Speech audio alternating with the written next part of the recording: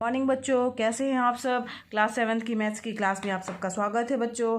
और हम पढ़ रहे थे इकाई 1 परिमेय संख्याएं और प्रश्नावली या अभ्यास 1B जो है हम लोगों ने हल कर लिया था, उसे कंप्लीट कर लिया था। आज हमें पढ़ना है अभ्यास 1C। तो अभ्यास 1C स्टार्ट करने से पहले बच्चों हमें कुछ चीज़ों को जानना ज़रूरी है। तो क्या चीज़ जानना ज़रूरी है बच्चों, तो ध्यान दीजिए बच्चों। इस प्रश्नावली में बच्चों हम पढ़ेंगे कि दो परिमेय संख्याएं दी रहेंगी और पूछेगा कि कौन सी बड़ी है और कौन सी छोटी है। तो ऐसा करते समय बच्चों कौन सी बड़ी परिमेय संख्या है, कौन सी छोटी परिमेय संख्या है, तो यानी उनकी परस्पर तुलना करते समय हमें जो उसके हर होंगे उनको क्या करना पड़ेगा, धनात्मक बनाना पड़ेगा। यानी पहला पॉइंट हमारा क्या हुआ कि दो परिमेय संख्याओं की परस्पर तुलना, यानी कि दो परिमेय संख्याओं की अगर हम तुलना कर रहे हैं बच्चों तो उनके हरों को धनात्मक बनाना आवश्यक है। यानी जो हर है, अंश और हर आपको पता ही, अंश ऊपर वाली संख्या को कहते हैं, हर नीचे वाली संख्या को कहते हैं। तो हर ऋणात्मक नहीं होना चाहिए, यानी हर को हमें धनात्मक बनाना होगा। साथ ही साथ बच्चों जो है हमें क्या करना होगा कि जो हर है उनको समान भी बनाना होगा, हरों को समान बनाना होगा। ठीक है, समान बनाना होगा मतलब कि देखना पड़ेगा कि जो हर में संख्याएं दी हुई हैं दोनों के, उनको एक जैसी संख्या के रूप में करना पड़ेगा, तब हम अंशों की तुलना अलग अलग कर पाएंगे। समझ में आया बच्चों। हरों को ऋणात्मक नहीं रखना है, धनात्मक बनाना है और साथ ही साथ हरों को समान बनाना है। कब? जब हमें दो परिमेय संख्याओं की तुलना करनी है। एक चीज़ बच्चों और जानिए कि प्रत्येक धनात्मक परिमेय संख्या जो होगी वह क्या होगी, हमारी शून्य से बड़ी होगी। तो क्या लिखेंगे, प्रत्येक धन परिमेय संख्या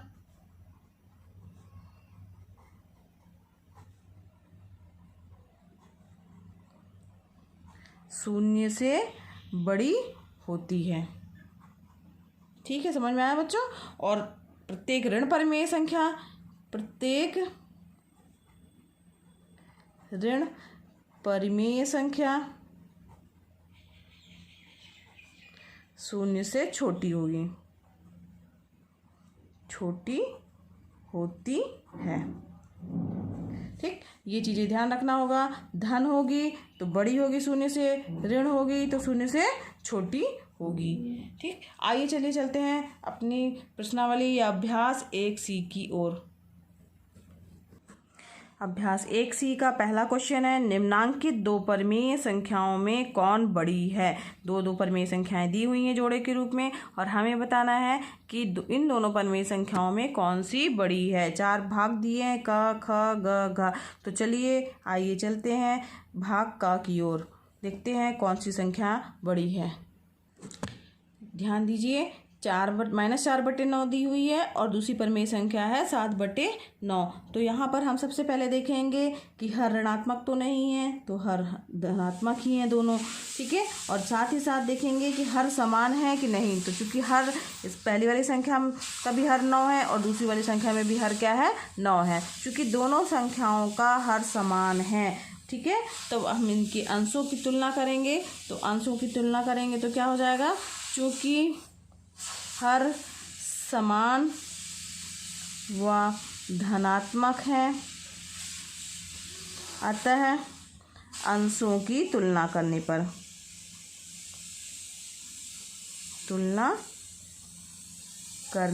अब अंश में क्या कौन कौन सी संख्याएं हैं, -4 है और 7 है। अब कैसे तुलना करेंगे बच्चों, तो यहाँ ध्यान दीजिए कि -4 बड़ा है कि 7 बड़ा है। तो हमें पता है बच्चों धनात्मक संख्या हमेशा ऋणात्मक संख्या से बड़ी होती है। तो इसका मतलब क्या हुआ कि 7 जो है वो हमारी संख्या क्या है, बड़ी है। तो 7 वाली संख्या यानी बड़ी है, तो इसको हम इस तरीके से भी लिख सकते हैं, 7 बड़ा है -4 से। ठीक, 7 बड़ा है किससे, -4 से। 7 बड़ा है चूंकि -4 से, क्योंकि हमें बड़ा बताना है ना कौन सी संख्या बड़ी है। तो 7 बड़ी है -4 से, तो इसका मतलब हुआ 7/9 बड़ी होगी -4/9 से। ठीक है, तो यानी हम बता सकते हैं कि कौन सी संख्या बड़ी हो गई, 7/9 जो है वो -4/9 से बड़ी है। तो हम उत्तर अलग से लिख देंगे। अतः 7/9 दी संख्या या परिमेय संख्या -4/9 से बड़ी है। समझ में आया बच्चों? कैसे हम लोगों ने याद किया कि कौन सी संख्या बड़ी है? हर को देखा हमने, हर ऋणात्मक नहीं होना चाहिए, फिर उसके बाद हर को समान बनाना है और उसके बाद तुलना करनी है। तो आइए इसका एक और प्रश्न लेके चलते हैं बच्चों। इसका क्वेश्चन नंबर गा लेके चलते हैं।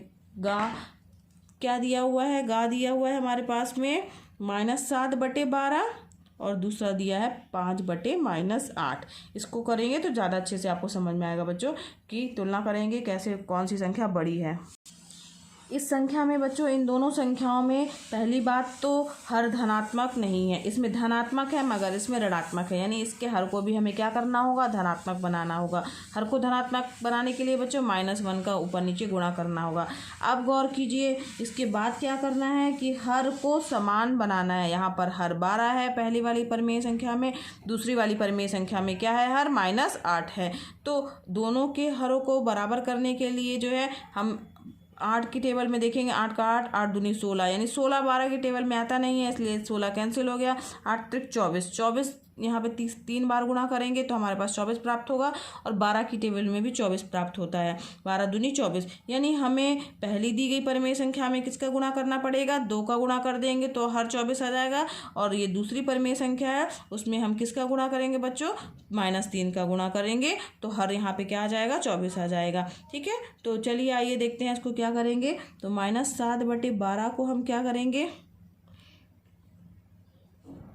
-7/12 गुणे 2 ऊपर नीचे कर दिया तो क्या हो गया? -14/24। ठीक, ये हमारे पास एक परिमेय संख्या प्राप्त हो गई। इसके बाद दूसरी क्या संख्या है हमारे पास? 5/-8 है।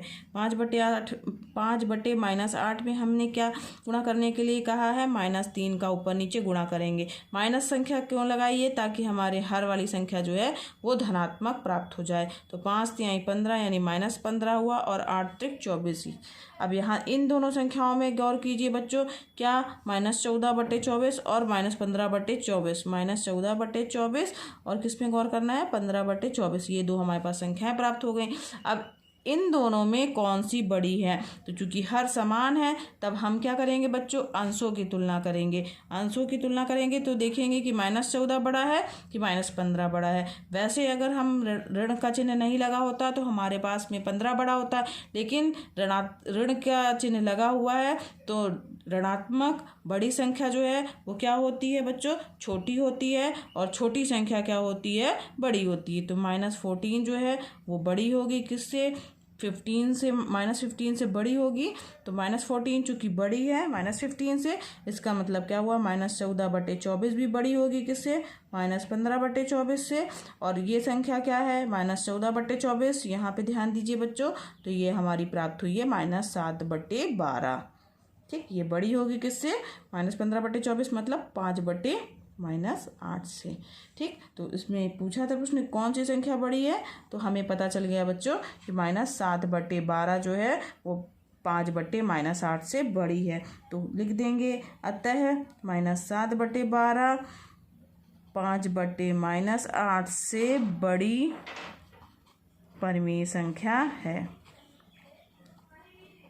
ठीक है, समझ में आ गया ना बच्चों? कुछ नहीं करना है, हरों को धनात्मक बनाना है, साथ ही साथ हरों को समान बनाना है। ठीक, तो हर को समान बनाने के लिए हमने इसमें मल्टीप्लाई किया। इसी तरीके से बच्चों इसका पार्ट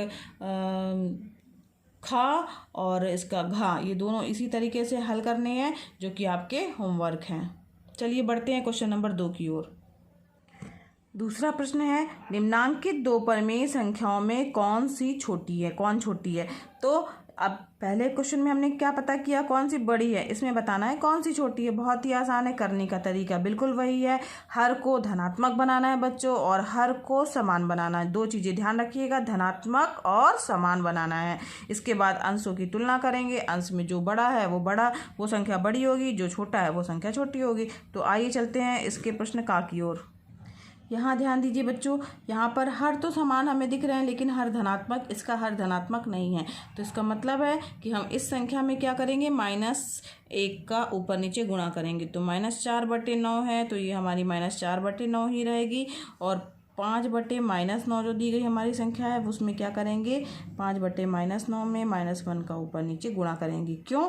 ताकि हर हमारा धनात्मक प्राप्त हो जाए। तो क्या हो गया, -5 और माइनस माइनस प्लस हो गया। तो हमारी दी हुई संख्याएं क्या हो गई, -4/9 -5/9, -4/9 और -5/9। अब इसमें पूछा गया बच्चों कौन सी छोटी है। छोटी है तो यहाँ पर अब हम चूंकि हर समान हो गए, धनात्मक हो गए, तो अंशों की हमें तुलना करना है। तो कौन सा अंश छोटा है बच्चों, तो यहाँ पे गौर कीजिए, -4 छोटा है कि -5 छोटा है। तो हमारे पास जो है चूंकि -5 जो है वो क्या होता है, छोटी संख्या है, -4 जो है वो बड़ी है। चिन्ह अगर वैसे तो 5 बड़ा होता है, लेकिन अगर माइनस चिन्ह लग जाता है तो जितनी माइनस वाली संख्या होगी वो उतनी छोटी होती जाएगी, और माइनस की संख्या अगर कम में है तो वो धीरे धीरे बड़ी होती जाएगी। ठीक है, तो यहाँ पर -5 जो है छोटा है -4 से, तो इसका मतलब हुआ -5/9 भी छोटा होगा -4/9 से। तो हमें यही पता करना था कि कौन सी छोटी है, तो उत्तर आप अलग से लिख देंगे। अतः -5/9 छोटी, -5/9 नहीं, यहाँ पे हमारी संख्या 5/-9, अतः 5/-9 छोटी होगी। यहाँ पे एक और स्टेप आपको करना होगा। -5/9 किसके बराबर है, 5/-9 के। 5/-9 छोटी है -4/9 के। ये हो गया, समझ में आया। तो यहाँ पे आप लिखेंगे 5/-9 छोटी होगी। आइए इसी तरीके से इसका एक और सवाल लेके चलते हैं बच्चों। गांव में दिया है बच्चों 16/-7 और 3। तो यहाँ ध्यान दीजिए, जो है ये धनात्मक संख्या है, परिमेय संख्या है, और ये कैसी संख्या है हमारी, ऋणात्मक परिमेय संख्या है। तो निश्चित रूप से धनात्मक संख्याएं हमेशा ऋणात्मक संख्याओं से क्या होती हैं, बड़ी होती हैं। तो इसका क्या मतलब हुआ कि कौन सी संख्या छोटी होगी, ऋणात्मक वाली संख्या जो है वो छोटी होगी। चूँकि क्या लिखेंगे, चूँकि 16/-7 ऋणात्मक संख्या है,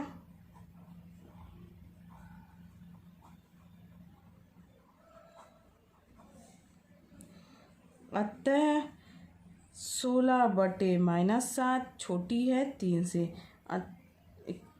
अतः यहाँ पे लिख सकते हैं, अतः 16/-7 छोटी है। प्रश्न पूछा ना कौन सी छोटी है, तो ये उत्तर हो गया हमारा अतः। अतः लिखा हुआ बच्चों, ये अतः छोटी है। ठीक है, तो धनात्मक संख्या बड़ी हो गई और ऋणात्मक वाली संख्याएं हमेशा छोटी होती हैं धनात्मक संख्याओं से। इसी तरीके से बच्चों इसका खा पाठ है और घा पाठ है, जो कि आपका होमवर्क है, करिएगा, आपको बन जाएंगे बच्चों, आसान ही है। प्रश्न नंबर 3 की ओर बढ़ते हैं।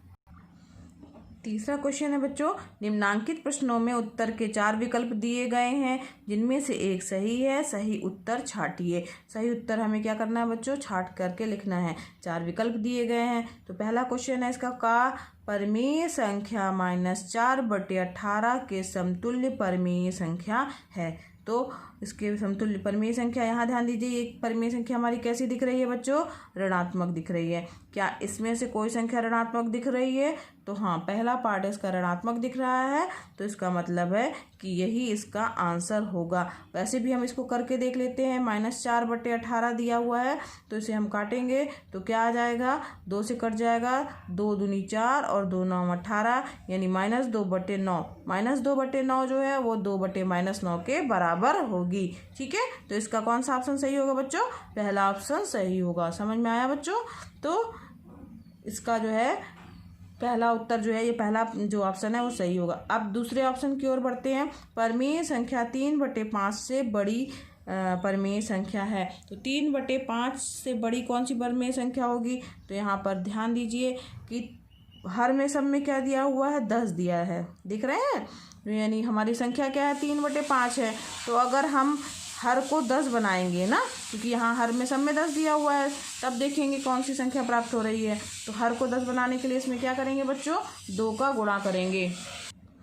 2 से बच्चों गुणा कर देंगे तो क्या हो जाएगा, ऊपर नीचे दोनों में गुणा करेंगे तो ये संख्या किस में कन्वर्ट हो जाएगी बच्चों, ×2 ऊपर करेंगे, ×2 नीचे करेंगे, तो 3 दूनी 6/10। संख्या क्या प्राप्त हो जाएगी बच्चों हमारे पास, 6/10। तो 6/10 से कौन सी संख्या बड़ी है, तो 6/10, ये तो हमारा ऑप्शन ख़त्म हो गया क्योंकि ये उसके बराबर ही है। माइनस वाली संख्या भी बड़ी नहीं हो सकती इसलिए ये ऑप्शन भी हमारा ख़त्म हो गया। 4/10 चूँकि 6/10 तो 6 से जो है 4 जो है वो कितना 6 से छोटा ही है इसलिए ये भी ऑप्शन ख़त्म हो गया। तो बड़ी कौन सी संख्या है? 7/10। ठीक है, 2 का हमने मल्टीप्लाई किया ऊपर नीचे, तो क्यों किया? क्योंकि सब में हर क्या है बच्चों? 10 है, इसलिए 2 का जब ऊपर नीचे गुणा करेंगे, मल्टीप्लाई करेंगे, 2 का ऊपर नीचे गुणा करेंगे, 3 दूनी 6, 6/10 हमारी संख्या होगी। अब 6 जब 10 प्राप्त हो गई तो अंशों की तुलना कर देंगे। यहाँ पे 6 है तो ये तो होगा नहीं, -4 वो भी छोटा है, 4 वो भी छोटा है, बड़ा कौन सा है? 7/10। तो इसका कौन सा विकल्प सही होगा बच्चों? चौथा विकल्प हमारा सही होगा, 7/10। ठीक है, इसी तरीके से बच्चों इसके गा और घा ये दोनों जो है वो करना है। परिमेय संख्या से छोटी कौन सी परिमेय संख्या है वो भी हम देखेंगे। ठीक है, और घा ये भी आपका जो है परिमेय संख्या से बड़ी कौन सी परिमेय संख्या है। ये गा और घा आपके जो है क्या है? होमवर्क है बच्चों। तो ये आप देखिए, करिए इसको कि यहाँ पे तो देखिए धनात्मक है, ये सारी संख्याएं क्या है? धनात्मक है। एक संख्या ऋणात्मक है तो निश्चित रूप से ऋणात्मक संख्या क्या होती है? परिमेय संख्या से छोटी होगी, तो ये वाली इसका ऑप्शन ये सही हो जाएगा। ठीक, इसी तरीके से इसका जो है घा क्वेश्चन भी आपको करना है, ये आपका होमवर्क है। और इसके बाद बच्चों क्वेश्चन नंबर 4 से जो है हम नेक्स्ट लेक्चर में पढ़ेंगे। आज के लिए इतना ही बच्चों। और बच्चों आपको मेरा वीडियो पसंद आया हो तो उसे लाइक कीजिए और दूसरे बच्चों को शेयर भी कीजिए ताकि उनको भी इसका लाभ मिल सके। अगर आपने अभी तक मेरे चैनल को सब्सक्राइब नहीं किया है तो प्लीज़ बच्चों सब्सक्राइब भी कीजिए ताकि आपको, और साथ ही साथ बेल आइकन दबा दीजिएगा बच्चों ताकि आपको नए वीडियोज़ आपको मिलते रहें। धन्यवाद बच्चों।